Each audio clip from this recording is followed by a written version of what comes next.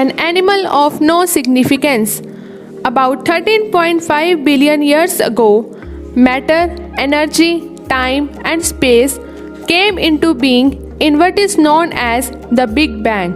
The story of these fundamental features of our universe is called physics. About 300,000 years after their appearance, matter and energy started to coalesce into complex structures called atoms, which then combined into molecules. The story of atoms, molecules, and their interactions is called chemistry.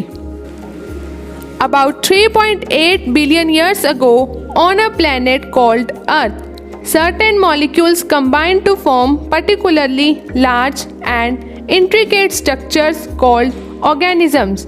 The story of organisms is called biology. About 70,000 years ago, organisms belonging to the species Homo sapiens started to form even more elaborate structures called cultures. The subsequent development of these human cultures is called history. Three important revolutions shaped the course of history. The cognitive revolution kick-started history about 70,000 years ago. The agriculture revolution sped it up about 12,000 years ago. The scientific revolution, which got underway only 500 years ago, may well end history and start something completely different. This book tells the story of how these three revolutions have affected humans and their fellow organisms. There were humans long before there was history. Animals, much like modern humans, first appeared about 2.5 million years ago. But for countless generations, they did not stand out from the myriad other organisms with which they shared their habitat.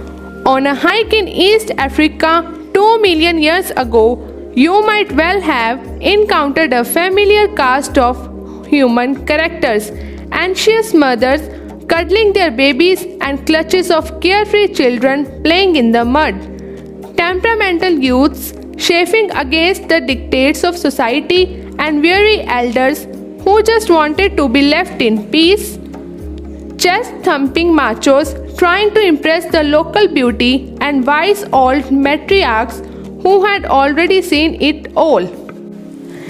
These archaic humans loved, played, formed close friendships, and competed for status and power. But so did chimpanzees, baboons, and elephants. There was nothing special about them. Nobody, least of all humans themselves, had any inkling that their descendants would one day walk on the moon, split the atom, fathom the genetic code, and write history books.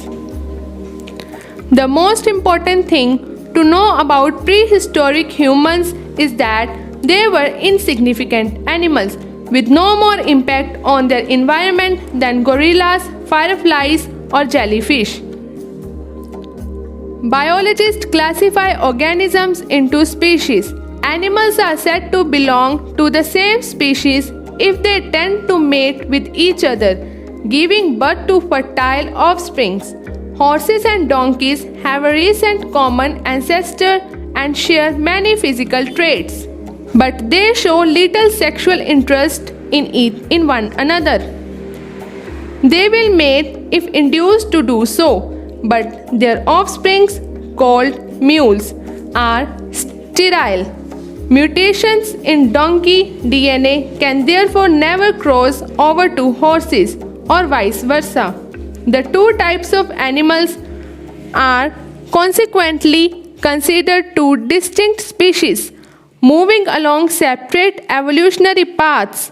By contrast, a bulldog and spaniel may look very different, but they are members of the same species, sharing the same DNA pool. They will happily mate, and their puppies will grow up to pair off with other dogs and produce more puppies.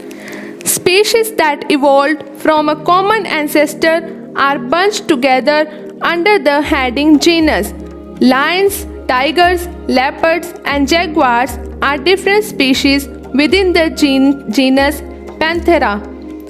Biologists label organisms with the two-part Latin name genus followed by species. Lions, for example, are called Panthera leo, the species Leo of the genus Panthera. Presumably, everyone listening to this book is a Homo sapiens, the species sapien that means wise, of the genus Homo that means man.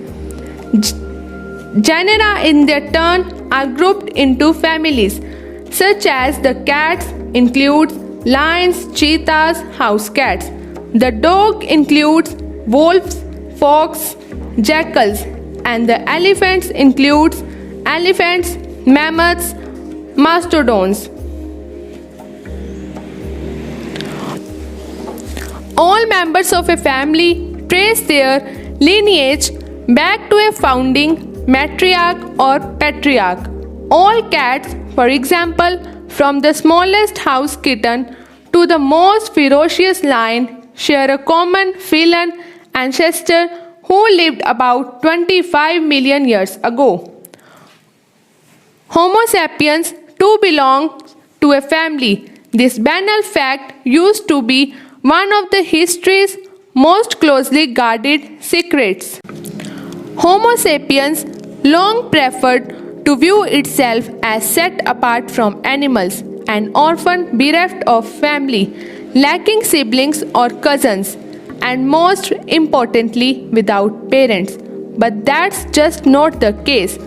Like it or not, we are members of a large and particularly noisy family called the great apes.